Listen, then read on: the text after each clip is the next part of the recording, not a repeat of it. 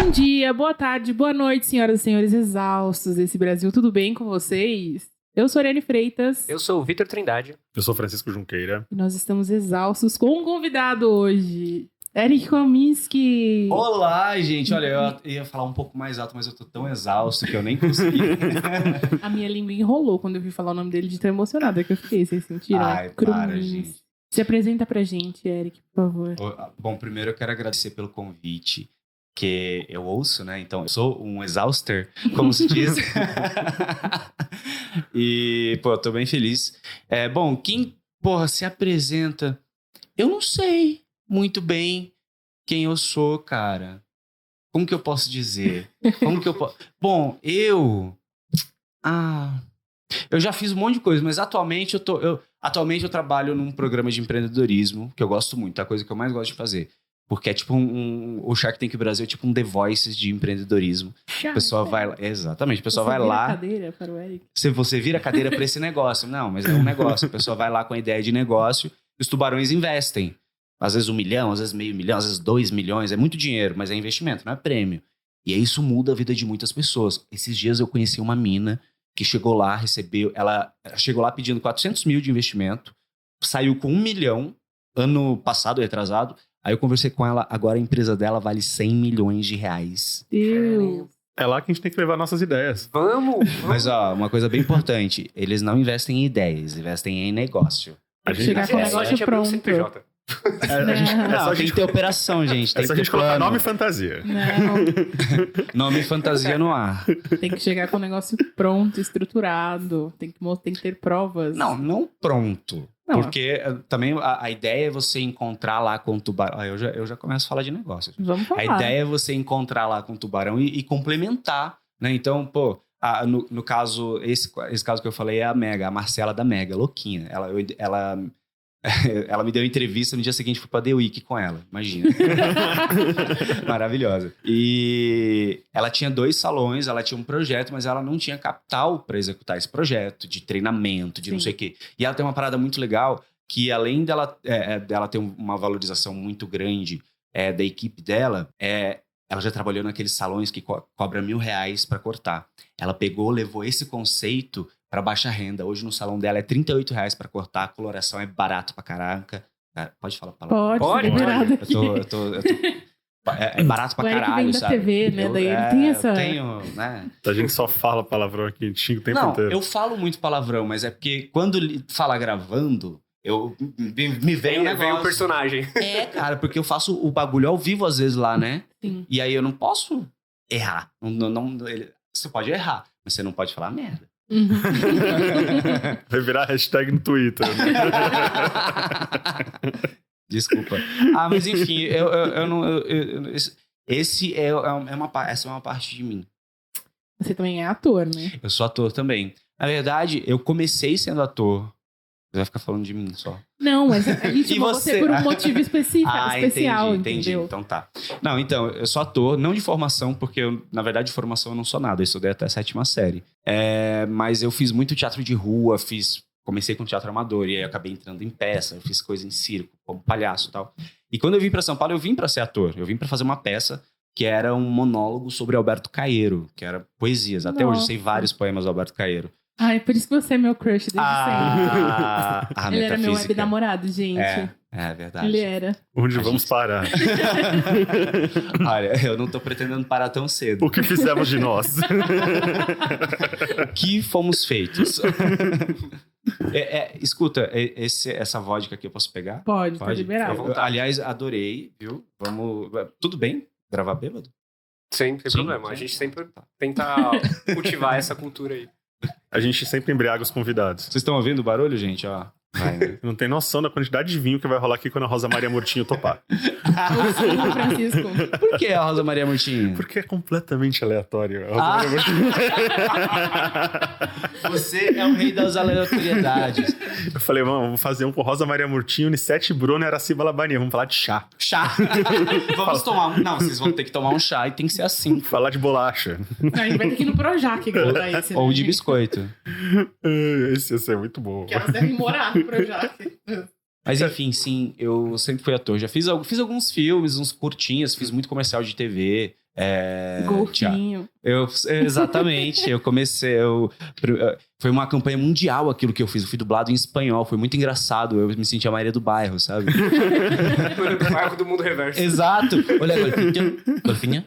Não, eu não lembro como é que é golfinho em espanhol, gente. Desculpa. Deve ser golfinho, não? Deve ser não. Deve ser golfinho. Golfinha. No portunhol safado que a gente fala aqui. Enfim. E aí, só que assim, eu meio que saí dessa coisa de ser ator. Eu virei mais apresentador. A última peça que eu fiz foi no ano que eu entrei no Shark Tank. Foi em 2016. Eu sou ruim de data. Que eu fiz a morte em crise existencial no Parlapatões. Uma coisa bem off, assim. Mas foi muito legal.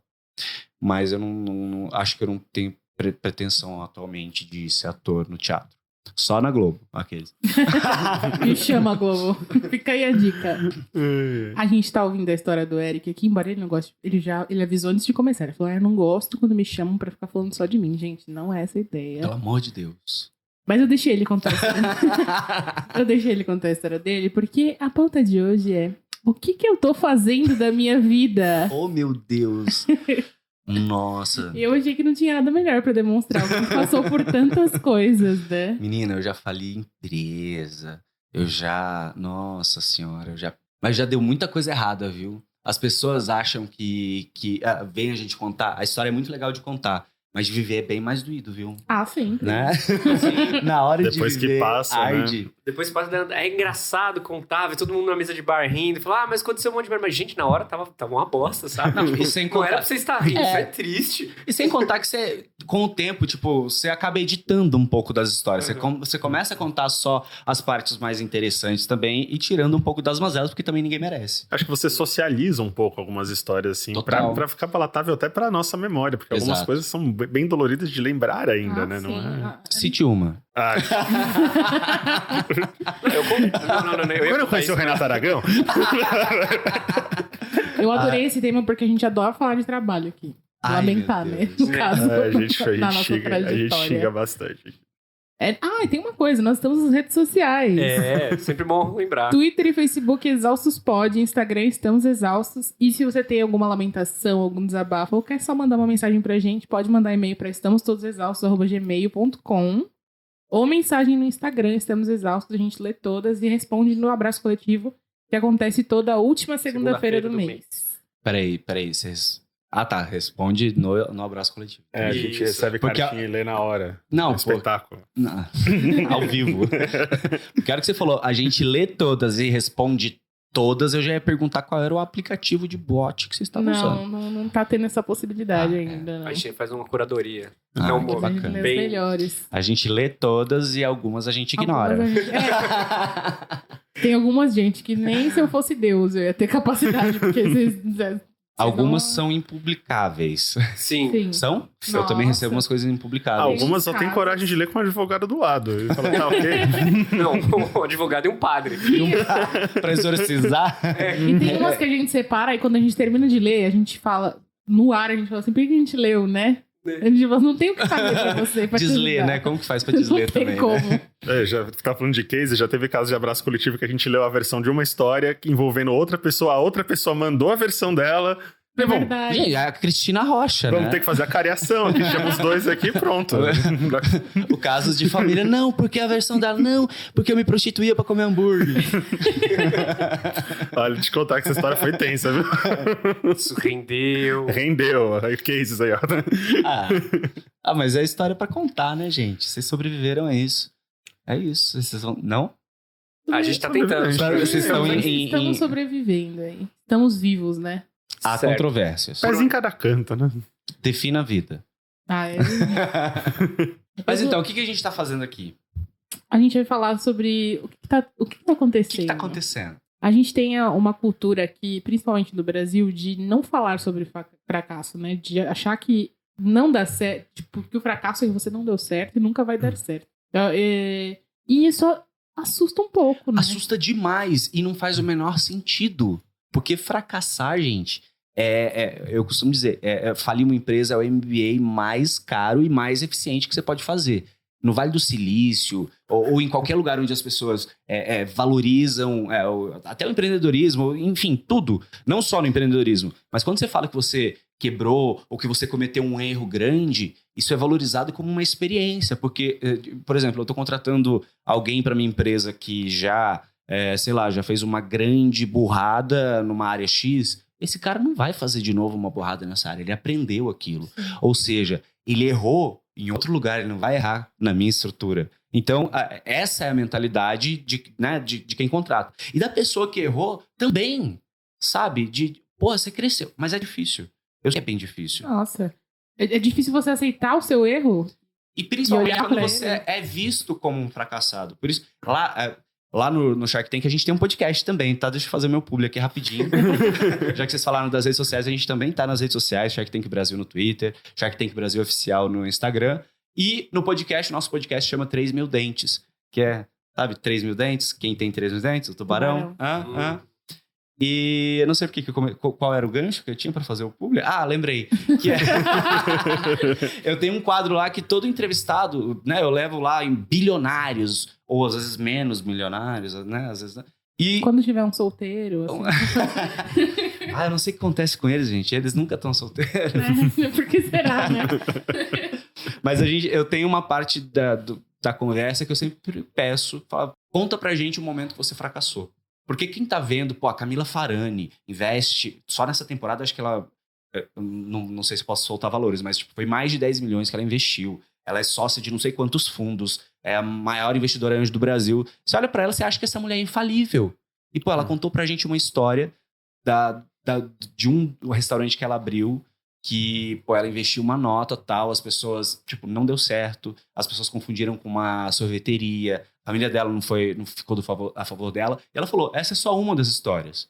Que a gente não fica expondo toda hora os nossos fracassos, mas a gente fracassa sim, e na verdade, se você analisar, às vezes, mesmo você fracassando um número de vezes maior do que acertando, os acertos, eles são maiores.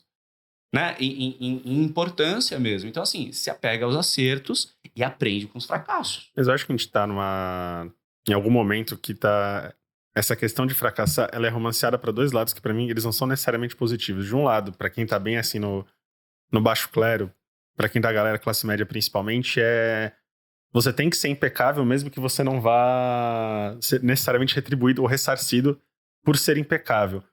Por outro lado, essas pessoas que não querem contratar, a pessoa que dá a chance da oportunidade, também trazem essa coisa do vamos contar a história de fracasso, tudo também, porque eu acho que para quem já tem a grana, para quem já chegou no nível de resolução, é um pouco mais tranquilo do que quem tá tentando, quem tá começando. Falar sobre o fracasso, você fala? Isso. Com certeza. Até porque eu acho que o maior problema, na verdade... não é da pessoa que tem vergonha de falar do fracasso, e sim do efeito que tem o falar do fracasso. Por isso que isso. Eu só comecei a falar que eu fali a minha agência, e que eu fiquei 1 milhão negativo, e que, eu abri uma agência sem nunca ter entrado numa agência de publicidade antes, que foi, enfim. Eu só falei tudo isso depois que eu já tinha tudo isso resolvido, porque durante era um processo muito dolorido para eu estar falando publicamente. Viralizou a gente fica meio se sentindo o próprio erro. Viralizou um vídeo agora. O Vitor me mandou e quem me marcou no Twitter foi a Lorelai. Né? Fox? Isso, que eu não lembro quem que tava falando, era um publicitário lá falando que vocês que não gostam no mercado, vocês têm mais é que sair. Eu vi esse tweet. E uma coisa pesada, assim, então quer dizer que as pessoas precisam relevar a situação abusiva, precisa relevar o fato de que trabalha 15, 16, 17 horas por dia, não tem rotina, não vê a grana entrando, e se elas não relevam, elas estão fracassando, então.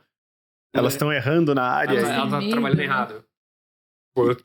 Se eu não sou explorado, tá tudo certo. E existe essa relação que é praticamente exploratória, não só nesse segmento, mas que tá pra... Mas nesse segmento parece que é... Gente, desculpa todos os publicitários, eu tenho vários amigos que são... Não tenho nada contra aqueles. Foi exatamente isso na hora. Não, desculpa os amigos que são diretores de criação, tem vários mesmo. Mas assim, eu acho uma burrice muito grande. Principalmente quando você trabalha com uma equipe de criatividade. Eu sou adepto, eu tenho um amigo que é neurocientista, Wesley, e ele concorda, a gente concorda muito sobre isso, que assim, a preguiça é a melhor qualidade que um funcionário criativo pode ter.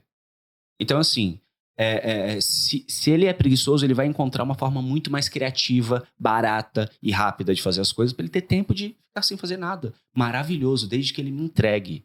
Então, assim, falta, não é nas pessoas, falta nas empresas, nos contratantes e nos heads, né, nas pessoas, nos líderes, identificar de fato as skills dessas pessoas e dar responsabilidade para elas. E deixa elas fazerem à noite, deixa elas fazerem a hora que elas quiserem, sabe? Dá home office, eu sou muito adepto do home office. Mas sabe o que eu vejo? Eu vejo que não existe um espírito assim de liderança propositivo. Por quê?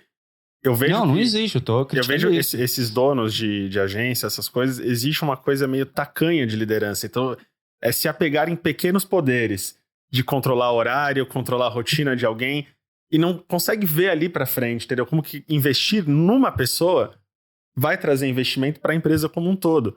E ver que ali ainda é um ser humano. Às vezes a gente perde a nossa própria humanidade sangrando por causa de trabalho. Eu não acredito nesse formato de trabalho, né? Acho que, claro, é lucrativo ainda vai funcionar por muitos anos, ainda tal. Mas hoje ainda tem gente que consegue fazer funcionar, mas eu acho... Até a saúde mental. Eu acho que tem mercados específicos que eles não funcionariam, eles não dariam certo se não funcionassem. Literalmente um funcionamento de um mercado, um supermercado. Mas se ele não funcionasse nesse tipo de gestão... A gente tá falando especificamente de trabalhos que você pode fazer de forma flexível, né? Publicidade específica. Mas no mercado é diferente, né? Você tem...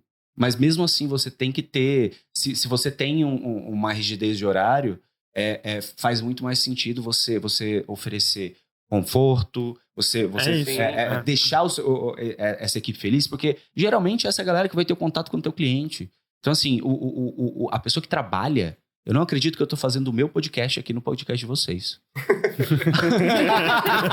Ai, perdão! Meu Deus do céu, eu me invadi total. Mas é verdade. Tipo, as pessoas criticam assim, tipo, o empresário ele só quer ganhar dinheiro. Geralmente mas assim, eu tô muito mais interessado naquelas pessoas que querem ganhar dinheiro e impactar a vida das pessoas.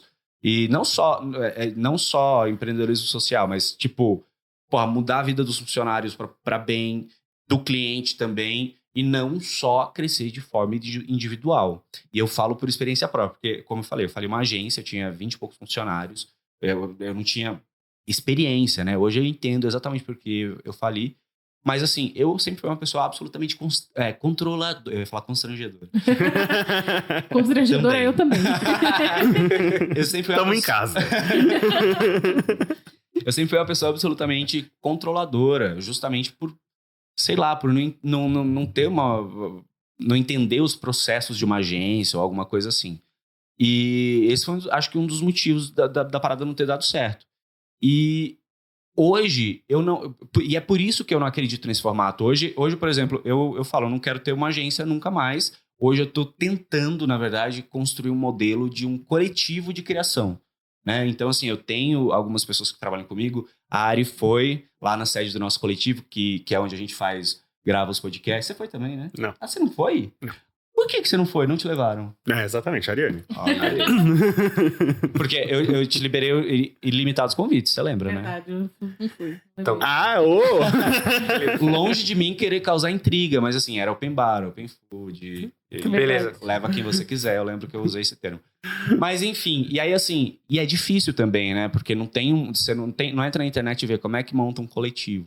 Mas hoje eu quero, se for para trabalhar, ter uma empresa, eu não quero ser o principal beneficiado. Então, assim, tipo, uma das coisas que a gente já definiu no nosso coletivo metade do lucro é da empresa, né, da firma, coletivo, e a outra metade não.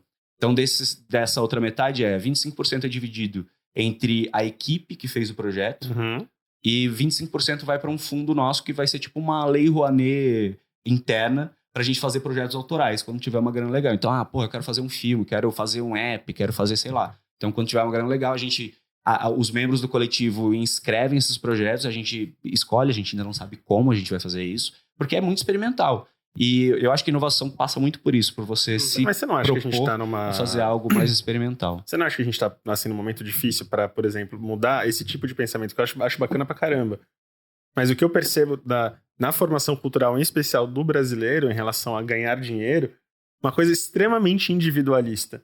Então, o lucro, ele necessariamente tem que ser vertical, é pra mim, entendeu? Então, essa é a dificuldade que eu vejo nas empresas, e quem tá formando empresa também, em especial na nossa classe média, de enxergar um papel social daquilo, enxergar que deve ter um retorno para todo mundo, que você investir no coletivo é investir também em futuro. Isso passa por sustentabilidade, passa por responsabilidade social, passa por 1000 fatores que estão além do ganhar dinheiro em si. E eu vejo que isso está cada vez mais difícil de encontrar na cabeça do brasileiro, tanto pela formalização do que é bem de vida totalmente associado a consumo, totalmente associado ao ter, entendeu? A gente vê isso, essa coisa, por exemplo, do brasileiro ter 2 carros, né, para driblar o rodízio. Bizarro, né? Gente, mas a gente tem que pensar também que a gente tá num país que a pessoa acha que ser forçado a abrir PJ é ser empresário, né? Que não é. Não é. Não é. Isso é muito real, assim.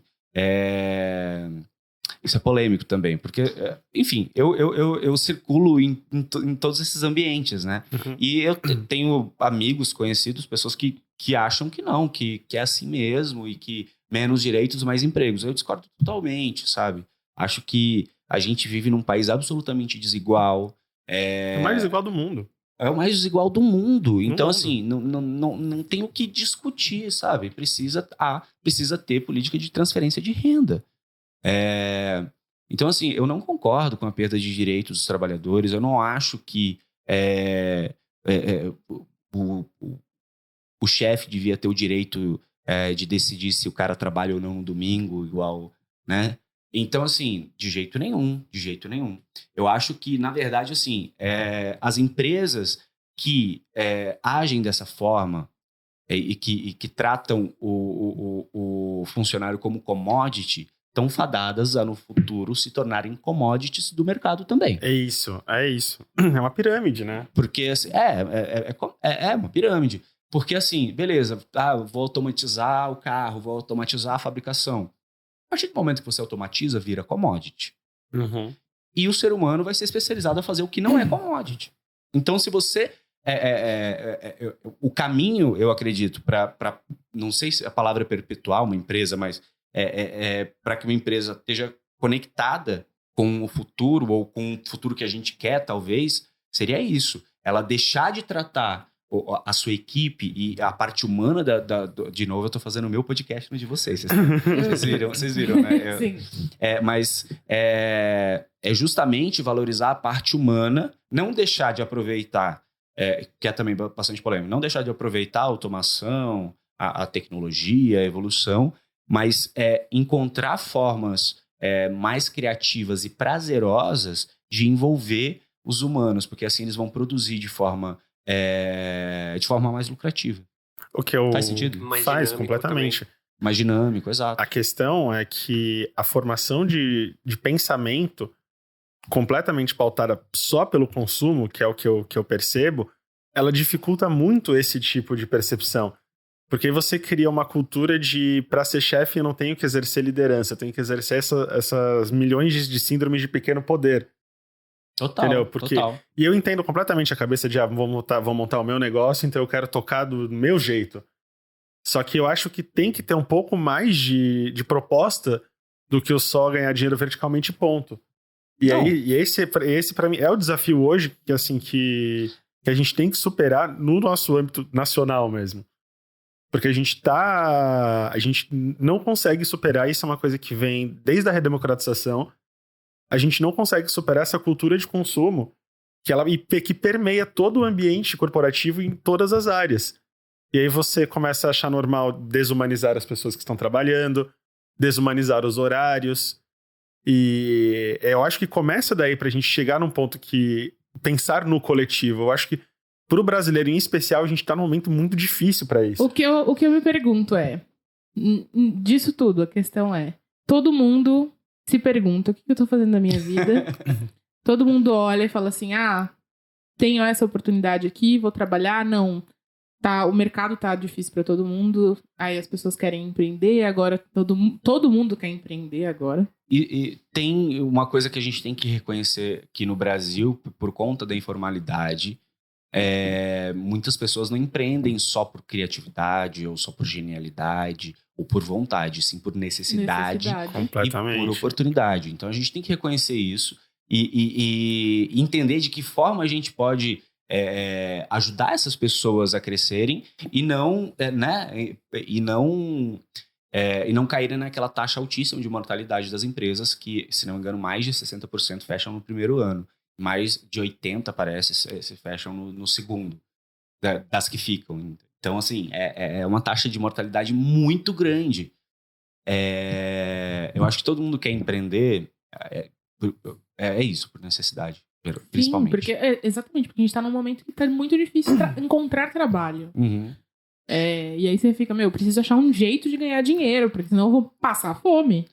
Então, e aí assim, tem o lado de que isso mostra que o país tá ruim, que a gente tá numa situação ruim e tudo mais, mas ao mesmo tempo, a pequena Poliana que vive em mim é pequenininha, viu?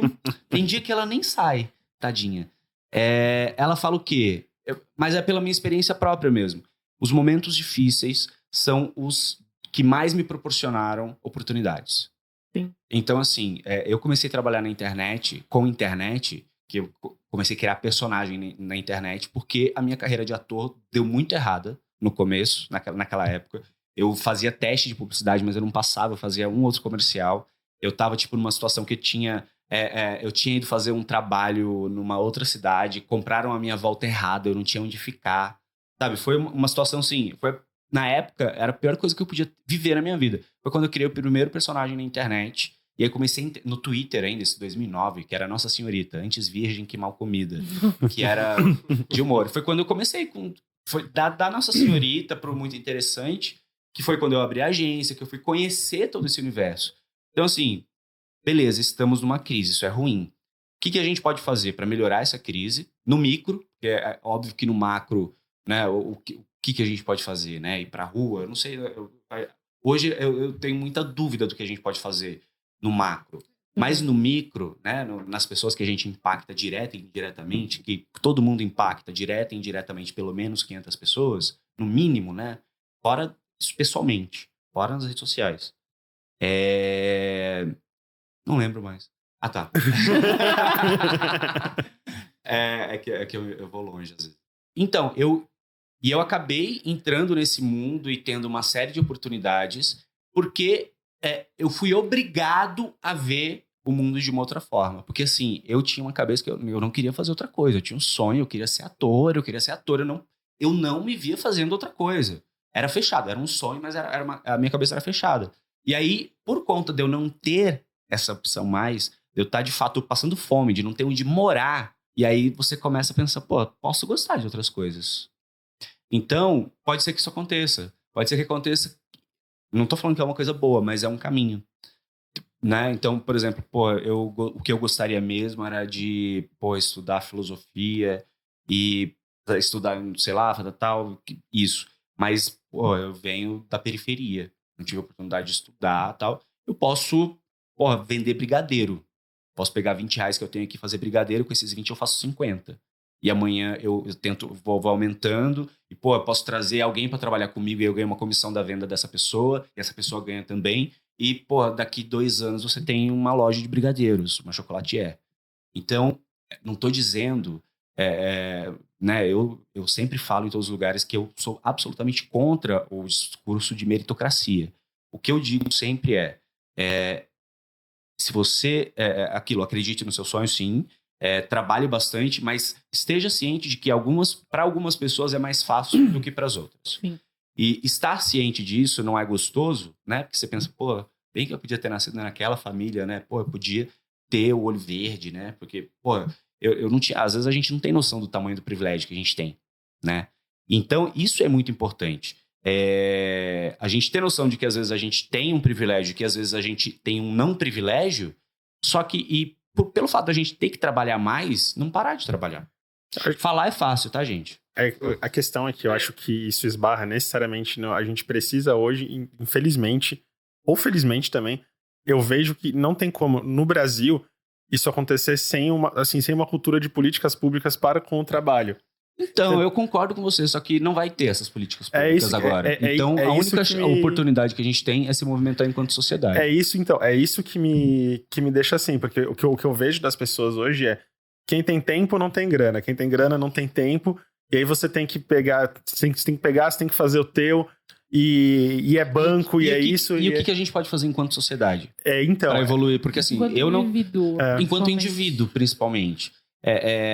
Nas pequenas coisas, sabe? Tipo, por exemplo, se você tiver em posição de contratar ou de influenciar na contratação de alguém, né? O que você vai fazer? Eu tenho essa política lá no Muito Interessante que a prioridade é de pessoas trans, negras, LGBTQ. O Transempregos tá fazendo assim, um puta trampo também. As empresas que estão procurando Transempregos, acho legal pra caralho isso, porque é assim que você começa a dar mais rotatividade.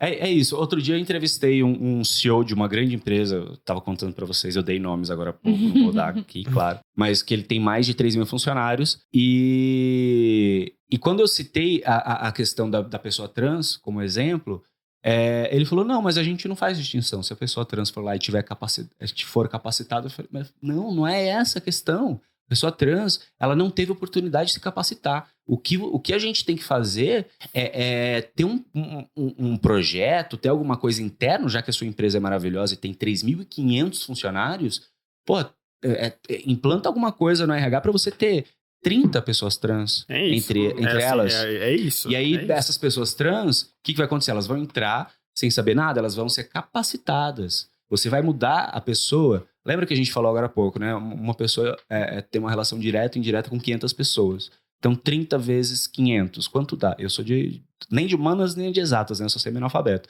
Mas, enfim, é pra você fazer conta. Mas pra alguém que foi só até a 7ª série, tá melhor do que muitos de nós. Né, meus amores? Nossa, mas é sério. Eu tô o tempo todo fazendo o meu podcast. Vamos sair dessa, gente. Eu tô tentando raciocinar. Quando eu tô pegando um link, aí vocês entram em outro... Deixa eu vocês dois juntos? Foi uma junção, assim, que funcionou muito bem, mas eu não consigo acompanhar. Nunca mais vou sentar junto com o Eric e o Francisco. Desculpa, é porque... Eu me empolgo também no assunto. Não, então, a gente tem posições parecidas. Eu imagino que em alguns aspectos diferentes até, né? Eu, por exemplo, eu sou capitalista. Eu acredito em algumas facetas do capitalismo, né?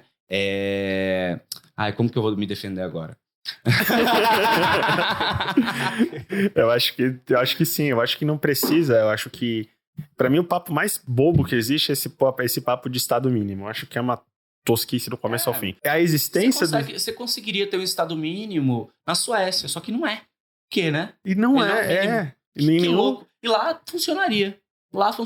E eu acho que não precisa ter... Hoje tá num nível de discussão tão boba que você defender a existência de um estado mediano, por exemplo, para essas pessoas que não têm oportunidade, não significa que você tá contra as empresas, que você tá contra os empresários. A gente criou esse pensamento tonto de que ou você é uma coisa ou você é outra, quando as coisas elas podem dar as mãos e trabalhar, como que acontece na Suécia, que acontece na Noruega, que acontece na Dinamarca. Vai na Finlândia, falar com esse papo de estado mínimo, vão te mandar merda. Mas aí é demograficamente impossível aplicar isso no Brasil, né? Não é. A gente é um país muito grande e muito diversificado culturalmente. Agora é a minha nível de processo. Agora é a minha Poliana que acordou. Olá! Agora saindo do estado e da Poliana e do empresário e voltando para os seus corações e suas almas. Ai, gente. Me contem. Como é que tá esse coraçãozinho? Vocês sempre souberam o que vocês queriam fazer? Sim e não. Eu fui tragado naquela coisa de sabe escrever, tem que trabalhar com alguma coisa que dê dinheiro, que família pressiona. Eu lembro de ser pequeno e pensar em ser escritor ou arqueólogo, pra você ter noção. Nossa, no Brasil. Porque história sempre foi uma coisa que eu sempre quis fazer, eu gosto pra caralho, tipo, era uma das opções, mas é aquela coisa, sabe escrever, não sei o que, não vai ser letras, não sei o que, vai pra jornalismo. E em jornalismo, acho que a gente entra muito novo na faculdade, né? Eu não sei. É quase um destrinchamento, porque, imagina, eu tinha 17 para 18, eu já tava indo pro primeiro ano de faculdade. Muito novo, né? A cabeça não muda. Você ainda tá na cabeça do ensino médio indo pro ensino superior, e a gente não tem muita noção. Na faculdade eu percebi que não ia ser redação que eu queria trabalhar, não queria fazer nada daquilo que eu tava aprendendo, pra terminar com comunicação corporativa e criação, que é onde eu tô agora. Então, não sei se eu tô realizando um sonho, mas eu ainda tenho vontade pra caralho de fazer história, pra ser muito sincero. Eu tô realizando um sonho, mas eu tô pagando as contas. Tudo certo por enquanto. O meu sonho eu não tô realizando, mas o dos meus credores eu tô. Será que você tá realizando os seus sonhos ou dos seus credores? Fica aí a pergunta. Grande história. E você? Então, é você. Não. Eu queria ser... Sadness and Sorrow. Toca a música triste do Naruto aí, por favor. Eu queria ser escritora. Sempre quis. Aí vem a... E também queria ser médica. Porque toda criança, eu acho que em algum momento. Ou não, talvez seja uma coisa na minha cabeça. Eu acho que pode... Você conhecia médicos quando você era criança? Não. Não sei, talvez... Eu nunca conheci uma criança que quisesse ser médica. Eu tinha um problema... Eu acho que era a única coisa que eu nunca queria ter sido jamais. Eu sempre tive um problema com a cor branca. Eu imaginava, puta, eu não ia querer ficar usando aquele jaleco também. Eu acho que talvez toda criança filha da minha mãe e do meu pai. Que no caso... Eu não sei. Que eram as crianças com que eu convivia. Conforme eu fui crescendo, a vontade de ser médica passou, porque biológicas não na minha área. E aí ficou assim, tinha aquela pressãozinha de, faz direito, porque... Eu sou mandona. Eu gosto de ter a última palavra e eles queriam que eu ganhasse dinheiro. Hoje em dia eu penso, a mãe devia ter feito direito. Mentira, eu odeio burocracia, não ia sobreviver. Mas aí fui fazer jornalismo, porque fiquei, faço publicidade, faço letras, faço jornalismo. Você deve ter pensado, já que não precisa de faculdade pra fazer jornalismo, vou fazer jornalismo. Entrei em jornalismo e letras ao mesmo tempo. Tiraram a obrigatoriedade do diploma durante o nosso curso ainda. A gente acabaram de entrar com... As duas crianças de 17 anos. Imaginando os professores dando feedback. Então, galera, agora pra exercer nossa profissão a gente não precisa. Então, todo mundo olhando pra... Então, gente... Muito obrigado por ter conhecido todos vocês. Duas leis aconteceram naquele ano. Uma foi maravilhosa, outra ótima. A maravilhosa é que proibiram de fumar dentro de lugares fechados. Porque, nossa, era horrível. A gente, no nosso primeiro ano, podia se fumar no corredor ainda. Nossa, e era a Casper é um prédio. A Casper não é um campus, é um prédio. Gente, antigamente podia fumar em avião, restaurante. Balada. O olho ficava lacrimejando. Nossa. Não, você voltava com aquele fedor. Eu cheguei esse fim de semana... Você podia ser fumado. Essa semana eu fui numa festa e era num bar, na rua. Pessoas fumaram perto de mim, eu senti meu cabelo. Falei, ai, gente, que nojo. Como que eu convivia com as pessoas naquela época? Enfim, viajei na maionese. Mas enfim. Aí fiz o jornalismo e as letras. Quando eu entrei na faculdade, já pensei assim, não é isso. Não assim, é. Porque redação... Eu não queria trabalhar em redação escrita. Você entrou com quantos anos? 17 também? 17 também. Aí falei assim, bom... Não vou trabalhar em jornal na TV porque eu tô completamente fora do padrão televisão. Eu ia ter que emagrecer não necessariamente ia ser um problema, tanto assim, enfim, né, se eu realmente quisesse. Mas eu não achava já uma coisa legal naquela época e nem existia o body positive agora. E eu também era uma pessoa que sempre quis ser tatuada. Eu não tinha tatuagem, mas eu sempre quis. Então eu falei, eu vou ter que deixar de ser quem eu gostaria de ser pra poder trabalhar. Aí falei, não tô nem aí, vou ser quem eu sou. Aí comecei a trabalhar com publicidade desde quando eu tava na faculdade. E entrei nisso. Aí tinha internet, que eu já tava lá desde criança, fazendo blog. E caí... Gente, eu não sei...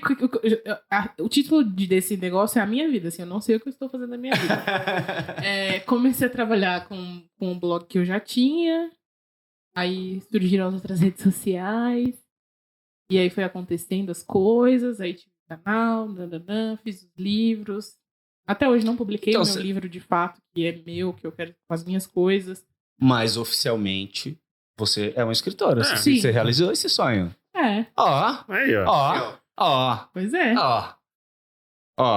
Mas estamos aí no caminho, tá vendo? Estamos em processo. E agora? Qual é o sonho de agora? Não tem. E aí agora eu desenho também. Eu comecei a desenhar depois que eu saí da agência.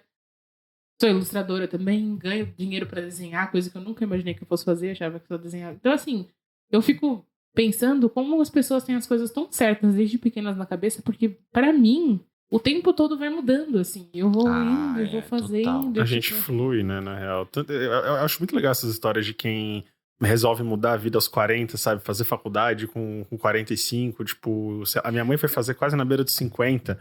Foi descobrir que gosta de gastronomia, tipo, quem tem a oportunidade... e quem vai atrás...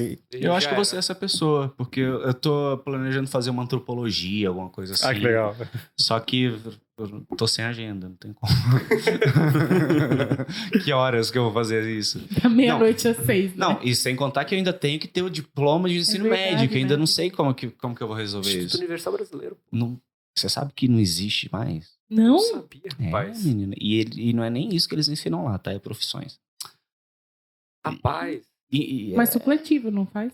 Então, eu sei que tinha uma coisa de você fazer o Enem, e aí, só que daí Tem. não é mais. Caiu. Não, mas tinha um colega nosso, Acabou. o Leandro, Acabou. o Léo. Ano passado, acabou. Acabou ano passado. Então. Isso aí, ó. Obrigado, Bolsonaro. Obrigado. Foi o Temer. Ai, que saudade. Fora Temer já foi, né? Fica, Temer. Fica. Fica não, né? Agora já cagou, né? Não, você... Volta Dilma. Volta Dilma. Volta Dilma. Ai, que saudades da minha ex. Enfim, eu tava falando agora há pouco. A gente voltou pra política? Não. Não, foi Pelo só amor de Deus, nem foi só nem um- cita que a opinião não falta. Já fica assim, ó. Não, os dois estão tremendo aqui. Enfim, a mão de De militar. militar até nossa. Mas então, essa coisa do que eu tô fazendo na minha vida, né? Eu não sei também. Claro, eu não tenho dúvida de que eu quero continuar apresentando o programa, porque tem muito a ver com a minha causa, né? De falar para as pessoas que o empreendedorismo pode ser uma coisa legal, que pode ter impacto positivo e não precisa ser só essa parte ruim que as pessoas falam. Sim, não é né? só o... Eu acho legal. Não é só a isso que Betina, você né? falou. Não é só a Betina, exatamente. Você fala, tipo, que as pessoas, pelo menos, eu vejo... eu enxergo muitas pessoas não tendo muito propósito de vida. Exato. A gente, tipo, quer se formar, mas pra que você quer? Tipo, sei lá, para um emprego. quero ser dentista, mas por que você quer dentista? Tipo, Exato. e aí eu pôr minha migalha no mundo, de construir alguma coisa. Mas eu acho- não vejo esse tipo de visão sendo construída desde pequeno. Porque eu acho que isso é um reflexo do nosso formato escolar, que ele não é eficiente, porque a gente não vai para a escola para se formar como cidadão. A gente vai, em tese, para decorar aquelas matérias todas. A gente não tem um estímulo ali sobre como se comportar para com o próximo, como você sobreviver de fato, como você sair dali um cidadão. Mas o que pode ser feito a respeito disso são duas coisas. Primeiro, acho que a coisa mais... Eu não sei o que é mais urgente. Mas uma das coisas é você falar sobre isso, tentar levar isso para as escolas, mas eu não vejo a viabilidade disso, não vejo como falar isso. Então, sei lá, será que pela internet a gente consegue falar com as crianças a respeito disso, a respeito de propósito? A Lúcia Santaella começou um projeto, não sei como é que tá agora, que foi uma coisa que eu vi em 2000, tem uns anos. Chama Escola Sem Muros, que é você transformar esse método professoral da escola, que ela diz, e eu concordo, que não funciona mais. Porque como é que você vai imbuir um professor, aquela pessoa ali na frente, de conhecimento com a criança com um tablet na mão, com acesso ao mundo? E eu acho que, passando por essa modernização onde você consegue fazer com que a criança acesse ao mundo, a gente usar a tecnologia a favor da educação nesse sentido, é você expandir a cabeça da criança para que ela se torne, de fato, um cidadão e um profissional mais comprometido. Então... Com alguma coisa, né? Isso, trocar esse formato professoral, para mim, pode ser uma solução para uma coisa mais... Então, a gente vai falar sobre meio ambiente e natureza, vamos levar a criança até lá. Mas eu concordo, só que eu acho que além disso precisa ter uma discussão específica sobre o que é propósito. Porque Isso. você pergunta hoje para a maioria das pessoas com mais de 25 anos o que é propósito, a pessoa gagueja. Mas esses dias eu eu mesmo mesmo. que propósito também. Não. Porque, ó, se eu te pergunto, se a gente voltar pra quando a gente contou a história do que a gente sonhava fazer, que a gente contou a história de como a gente foi parar na faculdade, ou quando a gente escolheu o que ia fazer de fato. Não foi a gente, não foi a escola que cortou a nossa onda, não foi isso que nos limitou. Não foi falta de propósito. Eu acho que Eu acho que tá a fora nossa da história escola, foi toda, o negócio. a nossa história toda foi a mesma. Eu queria fazer tal coisa, mas meus pais queriam que eu ganhasse dinheiro e aí eu fiz isso. Vocês três, eu não. Mas eu não conseguia ganhar dinheiro de jeito nenhum, Mas, por e eu exemplo, tava passando fome e aí eu fiz outra coisa. A vida me Então, obrigou. assim, a gente, de certa forma, a gente vive num país, né, que Nos obriga a beber. nos... Não, mas nessa questão de propósito, você para e pensa. Eu imagino, vendo uma reportagem que eu vi no começo da semana passada, foi de um pedreiro X, que trabalhava com obra pública, ele foi picado por um escorpião, ele foi sendo atendido numa UPA lá no médico Gente, que plot twist. Ele foi mordido por um escorpião e foi querer ser atendido pelo médico. E aí o médico falou, pô, não posso fazer nada, tenho medicação pra fazer isso. Eu acho que era tarde da noite, era umas 11 horas. Ele falou, ó, onde você pode ser atendido? É lá no Hospital do Butantã, em tal lugar, vai pra lá. Ele, moço, eu fui picado por um escorpião, são 11 horas, eu não consigo chegar lá. Aí ele, aí já não é problema meu, não tem nada a ver com isso. E aí você vê que, tipo, é uma perca de propósito. Porra, tu é um médico, cara. Você tinha que, tipo, Aí eu vejo, é uma pessoa que ela dedicou muito tempo da vida dela a exercer uma função e em algum momento perdeu o propósito. Eu vejo muitas pessoas assim. Ou talvez ela nunca teve o propósito. Mas volta... Porque tem status também. E acho que volta também um pouco no que a gente falou lá no começo, da coisificação. Então, assim, você vira só a sua função, né? Uhum. Você, depois do nome, a segunda coisa que você pergunta pra pessoa é, e você trabalha com o quê? Foda-se. Eu sou muito mais do que o meu emprego, sabe? A etiquetinha que eu escolho ser médico porque eu não sou um crachá e um número de série. Exato. E eu acho que essa coisa, esse espírito empreendedor que eu falo, que eu acho que às vezes é difícil de captar, acho que ele vai um pouco por aí também. Você não é só no trabalho, é na sua... Como que eu posso explicar, gente? Posso me defender de novo? Eu não me defendi da história do capitalismo. Ainda não. Mas eu posso cortar, se você quiser. Olha aqui, ó. Que excelente. Eu já me perdi de novo. A gente tá falando de propósito e... a gente tá falando de propósito, desculpa.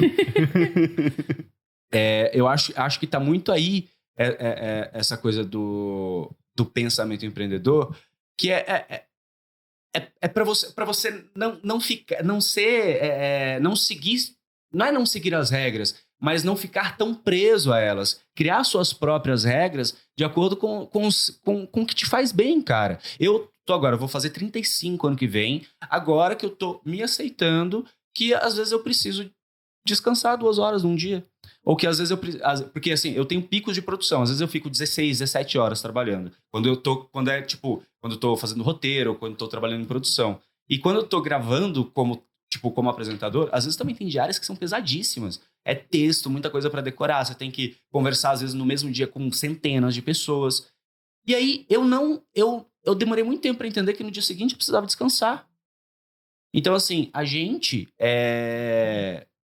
precisa trabalhar menos para render mais. Eu sei que é difícil de explicar isso, mas é isso, cara. E é isso. A gente perde tempo executando coisas que uma automação podia fazer. E a gente não consegue desapegar também do ambiente de trabalho. Quando eu me pego mexendo em coisas do trabalho no celular em casa, eu falo, cara, eu não saí de lá. É como se eu estivesse lá dentro. Ou quando ainda. eu pego me estressando por coisas de trabalho. E você tá em casa e respondendo e-mail no telefone. Lá na agência, tem-se o hábito de pegar o notebook e levar para casa. Entendeu? Porque o que vale é a entrega, o que vale é isso. E a gente normaliza isso, porque afinal de contas temos que sobreviver, temos que comer. Né? Mas então, digamos que você não precisasse da grana para comer, o que você estaria fazendo? Então, eu não sei. Claro, eu fico imaginando assim, beleza, 100 milhões na sua conta. Dólares. Fora imposto. Aí, beleza, primeiro você ia viajar, ia ficar, 2 anos. Aí depois você ia pensar, minha vida tá vazia. O que eu vou fazer agora? Pra impactar as pessoas. Sem o dinheiro, digamos. Você gastou... gastou todo o dinheiro em 3 anos. Eu acho que eu gosto de me ver produtivo, por exemplo. Mas assim, eu tava tendo essa reflexão quando soltou aquele áudio daquele procurador lá falando que ganhar 24 mil é pouco. É difícil viver com 24 mil no Brasil. Difícil. Eu não sei como que ele faz pra ter uma fatura de cartão de 8 mil reais, gente. Vocês viram o preço que tá o morango? Aí isso até tinha me deixado meio bad, que eu tava falando pra minha mãe, falei, às vezes eu queria ser rico, nem pra ostentar luxo, não ia comprar apartamento, comprar carro. É só pra não chegar nos últimos 10 dias do mês preocupado com conta. Sabe? Pra passar no mês seguinte, eu só queria ter esse. É o único conforto que eu queria ter agora. É chegar no último dia do mês e falei, não tô preocupado. Não tô, fazendo conta e não sei o que. Mas você reparou que nunca ia ter um final de mês?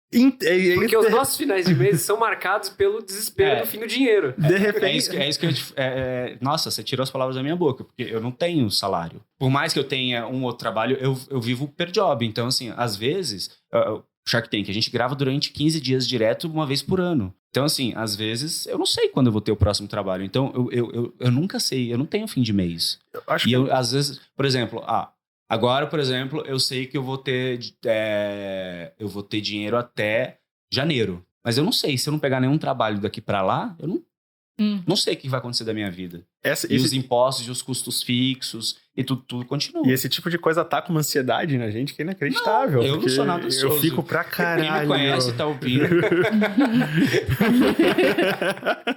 Ansioso, gente, a gente pode gravar de pé. Eu preciso mais confortável. Eu acho que é muito geracional. Se parar pra pensar, a geração dos nossos pais, principalmente a geração dos nossos avós, em função de crise, eu cheguei a falar aqui uma vez, a ideia deles de futuro era necessariamente ter a casa. Você precisa ter uma casa. Independente do custo de manter a casa, independente de tudo. É a segurança, né? E a nossa geração, não sei se ela... A gente formou um pensamento que eu imagino que já seja diferente, a gente já não tem tanto apego, por exemplo, em imóvel, mas eu acho que... Como é que eu vou ter um imóvel? Caro pra caralho!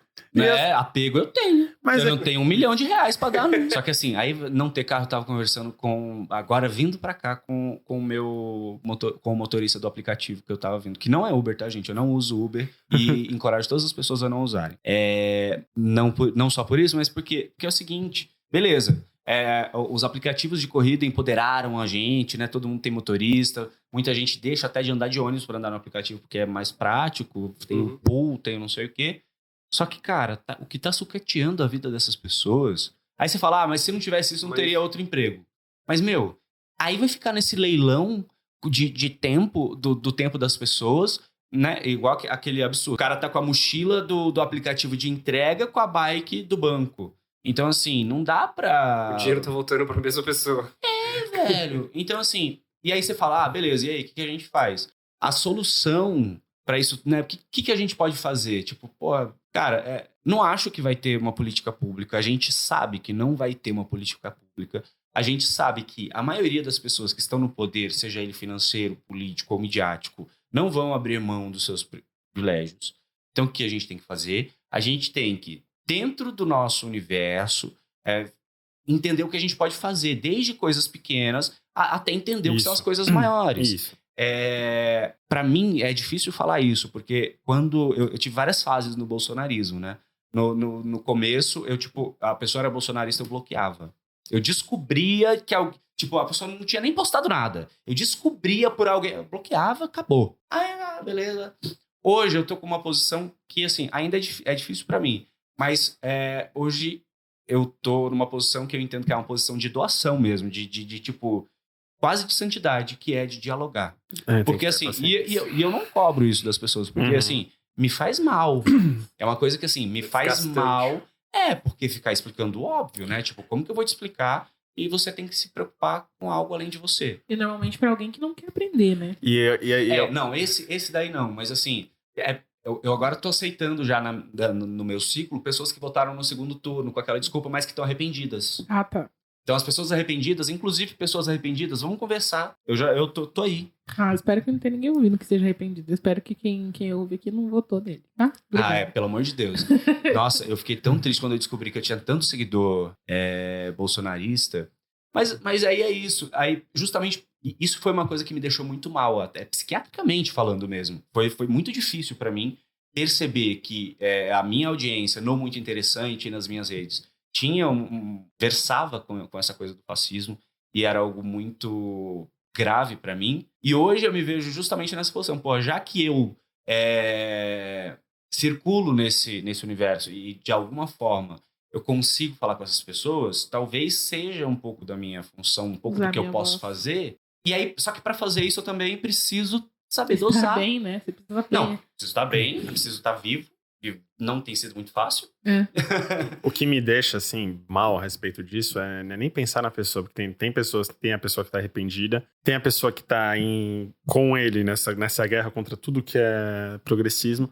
Eu sempre fico pensando, né, nessa segunda pessoa, principalmente quando tem filho. E é aí que me pega, porque não só tá fudendo aqui, mas tá criando alguém pra fuder também. Então eu acho que o que pode começar dentro de casa é você começar a levantar esses questionamentos. Você não precisa parar de sentir com medo ou constrangimento de você questionar aquela tua tia que tá falando asneira Reunião, então, porque assim, eu fico imaginando quem é menor e tá vendo a gente, tá ouvindo essas coisas e tá naturalizando essas coisas. Porque é a fase em que você questiona, é a fase em que você tá na tua infância, onde você tá se formando como pessoa, e que tipo de valor uma pessoa dessa tá transmitindo pra quem tá crescendo. E é isso que me pega ali. Eu acho que é uma preocupação muito grande mesmo.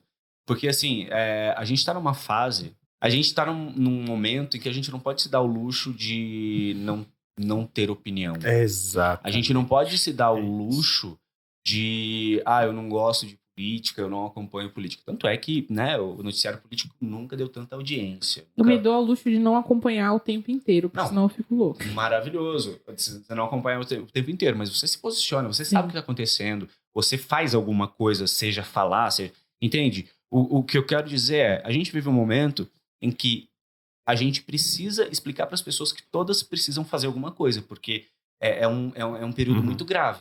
E se a gente ficar, como a gente ficou nos anos anteriores, a gente podia se dar o luxo de não gostar de política. A gente podia. Durante muitos anos a gente estava...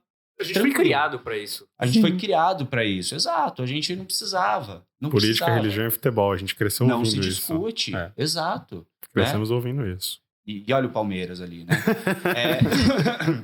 E esse negócio de não se discutir foi bom pro gancho, inclusive. Tava falando dos aplicativos e de bloquear as pessoas que têm opinião diferente e tudo mais. E isso tem muito a ver com o fato de a gente querer sempre as opções mais fáceis. A gente quer todas as respostas prontas, a solução na mão. Acho que é muito por isso que a gente talvez vá pro... Eu não posso nem falar que, tipo, as pessoas querem. Eu faço parte disso também. Eu sou aquela pessoa que, se eu puder escolher o lugar que é, tipo, 1 metro mais longe só pra não ter que ir a pé, poder pegar o Uber, eu vou, entendeu? Não vou mentir. Se eu tiver que ir num bloco mais longe pra ter a justificativa de pegar o Uber, às vezes eu pego o Uber mesmo, nem uso a justificativa e pronto.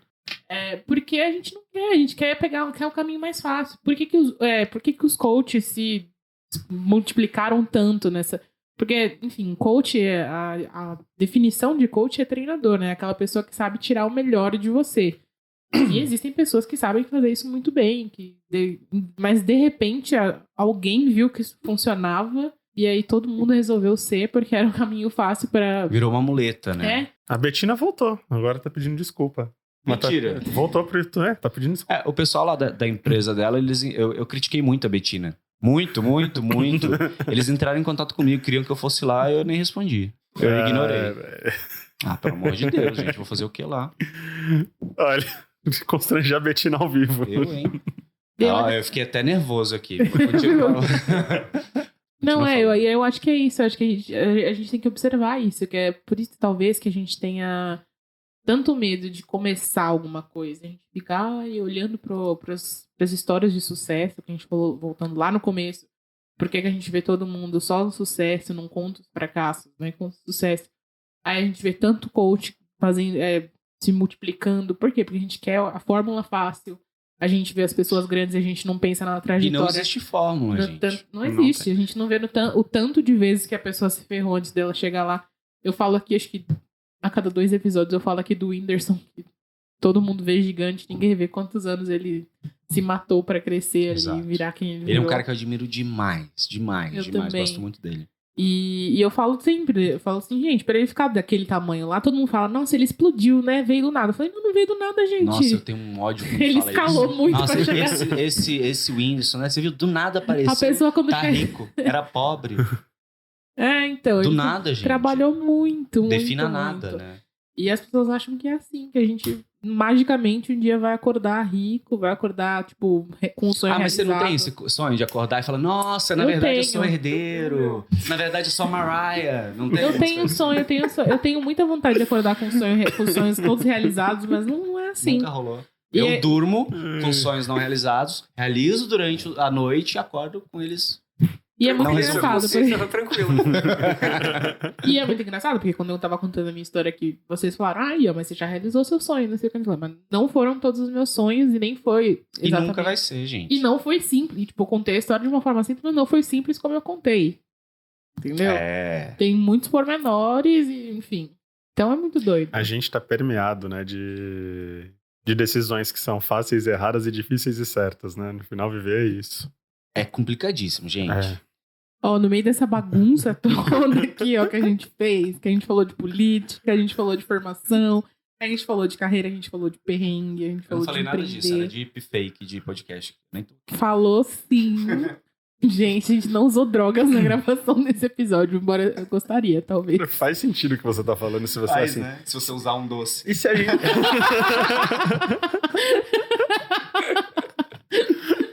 Dá a vodka aqui.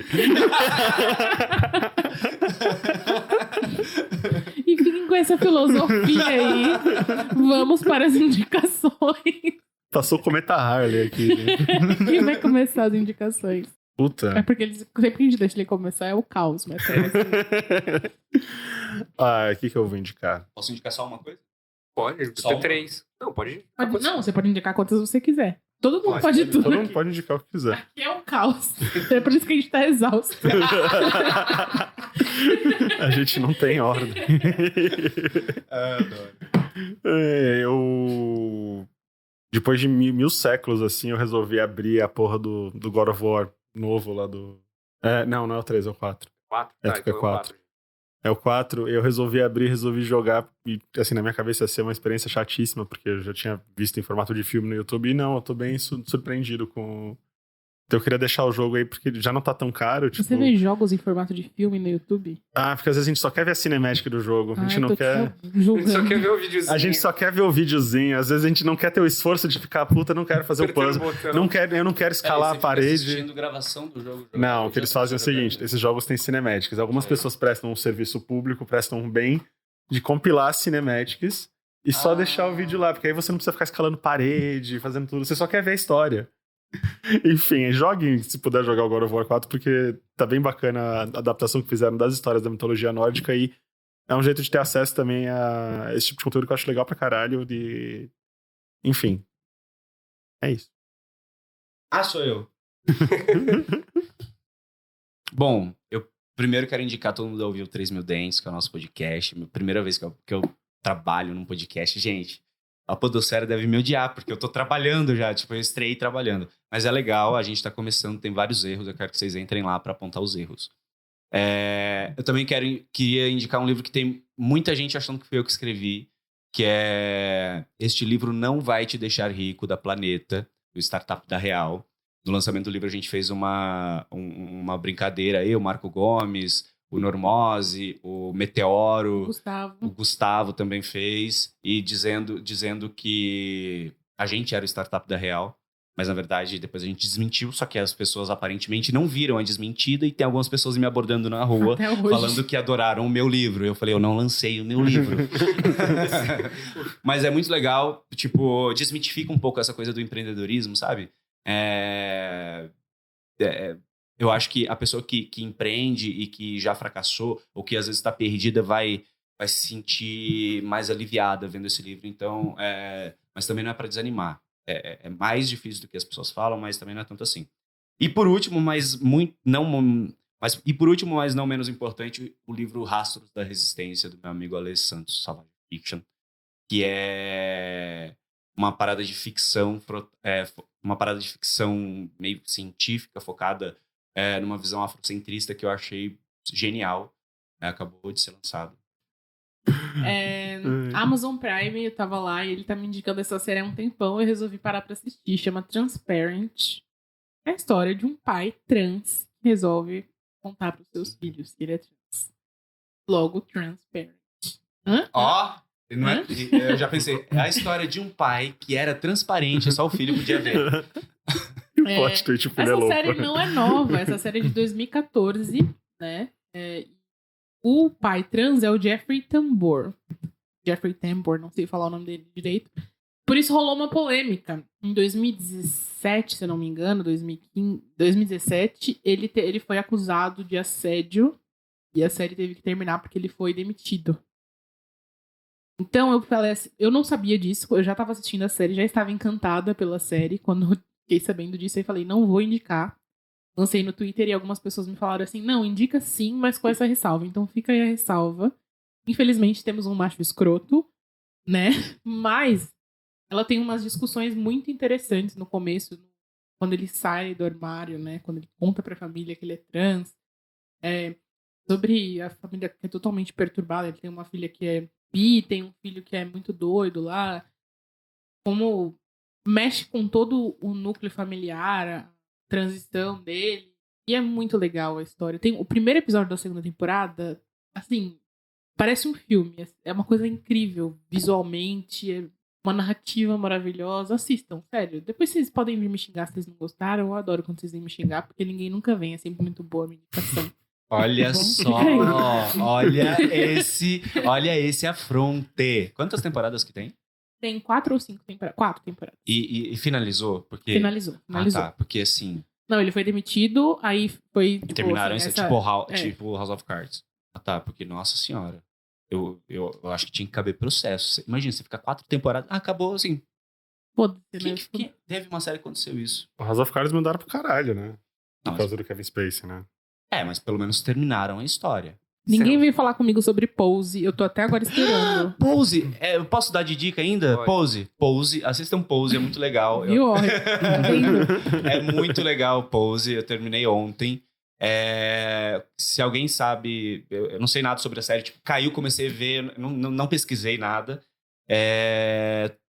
Tô deslumbrado com Pose. É perfeito, maravilhoso. Né? Principalmente, quem gostou de RuPaul... Vai se realizar ali, porque você vê de onde vem, de né? onde vem. A referência. E agora, uma coisa muito louca, desculpa, eu sei que você que vai editar.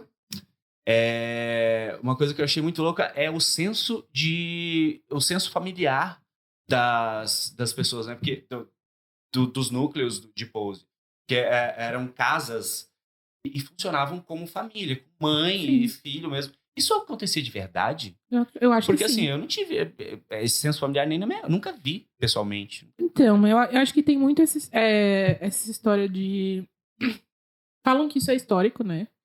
E tem muito isso de falar que o LGBT ele escolhe a família, né? Sim, não, isso sim. Mas é porque lá parecia uma coisa muito estruturada. Eu acho que sim, que tinha essas competições, esse bar. Será que... E aqui a gente não tem isso. Eu vou procurar. Vamos? Então vamos. Vou procurar. Procura aí também, gente. Procurar. Então é isso. Busquem conhecimento. É isso, gente. Essas informações que nós passamos aqui pra vocês nas indicações, se vocês não sabem, que eu acho difícil, mas é sempre bom lembrar, nós enviamos com links na newsletter toda segunda-feira, provavelmente. Algum dia da semana vocês vão receber na newsletter aí. Se inscrevam, o link tá na bio do Instagram lá, @estamosexaustos. Eu sou a Ariane Freitas, Love Maltini. Eu sou o Vitor Peraí. A gente não agradeceu ao nosso convidado. Muito obrigada, Eric. Eu que agradeço, gente. Essa terapia aqui. Foi engraçado demais. Desculpa, porque a gente é muito doido. Não, eu que peço desculpas, porque... Foi maravilhoso. eu começo um assunto, emendo em 8 e a gente não terminou nenhum assunto. Isso é exausto. Ah, tá. Seja bem-vindo. Você tá Obrigado. Completamente em casa. Podem me chamar que eu venho. Da próxima vez a gente chama você pra falar de um tema completamente diferente da sua área de atuação pra você viajar mais ainda. Eu sempre quis fazer um negócio assim, vamos colocar uns temas do tipo, sei lá, coloca o porco num vasinho e vai sorteando, sabe? Você tem 5 minutos pra debater sobre. Falar. Eu sou bom nisso aí, hein? Podia Escolhe qualquer coisa, eu passo 2 horas falando sobre aquilo. Sardinha. Você sabe que a sardinha, durante muitos anos... Mas sardinha não é tão fora da área de atuação, porque, veja, ele começou com o golfinho, daí ele foi pro tubarão, e aí agora a sardinha... Alguém pesquisa como é que é golfinho? Alguém pesquisa como é que é golfinho em espanhol? Em inglês isso aqui é dolphin. É o espanhol que pegou. Mandem aí @ pra gente, Estamos Exaustos no Instagram, no comentário da nossa foto, como é golfinho em espanhol. Quero saber quantos exaustos vão me seguir, hein? Me segue de volta. Eu não sigo de volta, mas eu dou like. Krominski, gente. No Instagram, né? Eric Krominski no Twitter. É a mesma coisa. Não é Krominski? Em todo lugar. Eric Krominski é o nome. É o meu nome. Prazer. Prazer. Como é que você tá? Desculpa, amigo. Você percebeu que eu não tô muito boa essa semana? A gente foi conversar. Demorei 3 dias pra responder cada mensagem. É isso, pessoal. Obrigada. Eu sou a Ariane Freitas. Eu sou o Vitor Trindade. Eu sou o Francisco Junqueira. E eu sou o Eric Krominski. Muito obrigado por ouvirem até aqui o Exaustos Podcast. Tchau. Adeus.